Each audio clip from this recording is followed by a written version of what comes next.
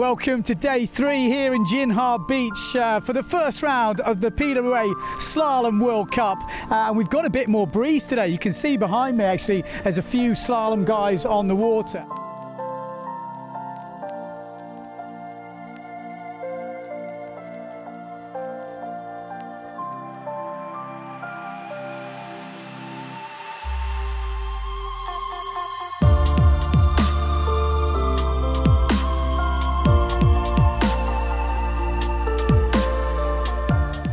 And just as we were walking down the beach, I noticed this guy emptying some water out of his board.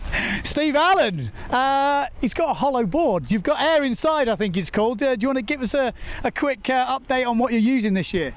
Yeah, I'm using the AirInsides from Patrick. It's a really nice new technology. It gives you a very different sensation on the water, which is really nice, and I've experienced much faster and more comfortable sail out of these boards. So it's a hollow board, the bait. I mean, that's pretty much the concept. Yeah, it's hollow, which you're saving many things. Weight from the foam. Also, it's more ecological because the foam, as you know, is like one of the worst things for the planet to biodegrade. Yeah. So we don't use any of that on the inside. Yeah, honeycomb carbon construction, just a shell is what there is, and some carbon stringers on the inside for the structure. So how much weight are you saving on a hollow board?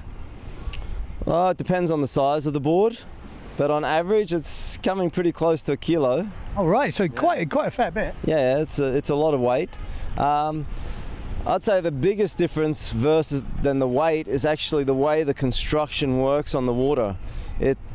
It has a way of just being smoother over the chop, and somehow, although the rocker is very stiff and it's not moving, the way the hollow construction works, it's somehow absorbing the chop in the nose. Okay. And giving a really smooth ride, and I just love that feeling. So you have a different construction throughout the board? I mean, I thought it'd be hollow, but it's not hollow, obviously. It's hollow, but then you've got some stringers, yeah, and in between the stringers there's a little bit of absorption, especially in the nose, I would say. And that absorption is absorbing the chop. Okay. And if you do it in rocker line where the board's flexing, you may miss a little bit of lift and actual design of the board, but the way this is working, it's just really smooth ride. Okay. And have you got all AirInside boards? I mean, how many have you got? I've got 2 here. 2? The big ones? Or? The 115 and the 140. Okay. I hope to have the smaller one before Fuerteventura. Okay, so is it only Patrick that's going to be developing these? I mean, it's pretty much... This technology's been around for a while, but Patrick's really refined it, and he's made it really good.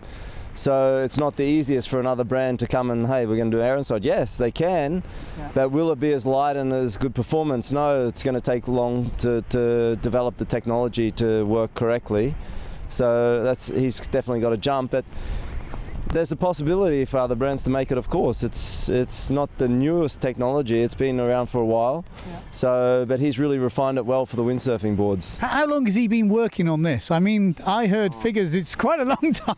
You'd have to ask him, yeah. Because as far as I know, it's years, but I've been working with him just for over a year now, so I don't really know. Yeah, I did, well, we did catch you actually emptying some water at your board before. I mean, I heard you got a hole on the plane. How does it work when you get a hole in these boards? I mean... Well, it's much better than actually a normal board, because I thought I'd repaired this hole quite well. Yeah. So as this would be a normal foam board, right now my board would be saturated with water, which I couldn't just get out. Yeah. You know, and I just realised that I was just sucking on it now, that I haven't sealed it right, because the last time I was sailing some water came in. Okay. And I was just able to tip it out, so that's... Actually pretty good. That's pretty good, yeah. So I'm just going to go for a run now, but then later this evening, obviously, I've got to try and seal this. Yeah, yeah. So I don't want to have to be between heats emptying it out, but that's much better than if I had a regular board with foam. That water comes in, yeah. You can't just tip it out. Your board's suddenly 1 or 2 kilo heavier, yeah. And that's throughout the whole foam saturated, and the only way to get that out is hot sun, drilling holes, spinning the board, I don't know, and then the foam's half your wrist delamination destroyed and the rest of it. And this board, something like that happens, oh, you can wash it out. So you've just got a plug on the back, haven't you? Yeah, it's just here. You can just take that out. if something like that happens, then you can just tip the water out. Yeah. Off you go. And Wow. you know, it's a very small hole, so it's a very minimum amount of water coming in. But you know, if that was a regular board, I wouldn't realise that the water was coming in. I thought I sealed it well. Yeah. Now this got cracked pretty hard on the plane, so I'm going to have to do a better job on it. Okay, and you've got some new teammates this year, or at least one new teammate. Got Yeah, Benny. Ben van der Steen. Yeah, it's looking good this year, and I'm really excited for some wind and see how we're all going. Yeah. Alex, sorry, we've got to mention Alex winning the Formula. Yeah, exactly. On the I mean, so far the AirInside's dominating. Yeah, I took out the Europeans for Formula. Alex took out the Worlds. It's a win-win for Formula windsurfing, and it showed a really step in performance there. And now this is the first year with slalom, so I'm really excited to get on the water and see how we go in the contest. Perfect. Well, we'll let you go because I can see it is picking up. Nice one, Steve. Cheers. Yeah, cheers, mate. Thanks. Okay, so there we go. Steve Allen, we'll let him get out. Obviously, he wants to get out and try it. Interested to see that. It's going to be very exciting when racing kicks off, how these boards are going. Like I say, Ben van der Steen, new on the team this year. They've got obviously Julian Kentel as well, and he did really well last year. And this year, they're going to be, well, it's the first year they're going to be racing fully on the AirInside boards. Well, we're going to wait to see. Hopefully, we're going to get some official racing. It's on the edge at the moment, so let's see how the afternoon pans out.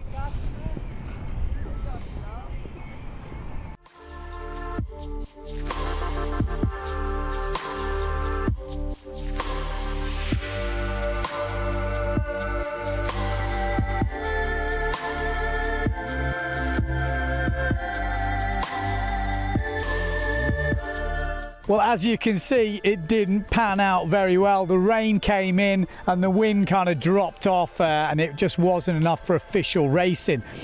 So that's it. Day number 3 is over and still no competition.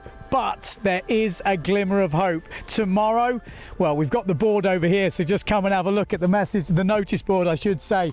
It's an early start tomorrow. 6 o'clock skippers meeting, 6:15 first possible. So an early start for the slalom boys and girls. We'll be here to bring you the live action. If that forecast comes through, we should be on the water, like I said, nice and early. If that doesn't come through, because it is an offshore wind, this one, so not a great one, but the afternoon is also looking promising. So day number 4 is looking good. Let's cross the fingers and we'll see you bright and early tomorrow morning.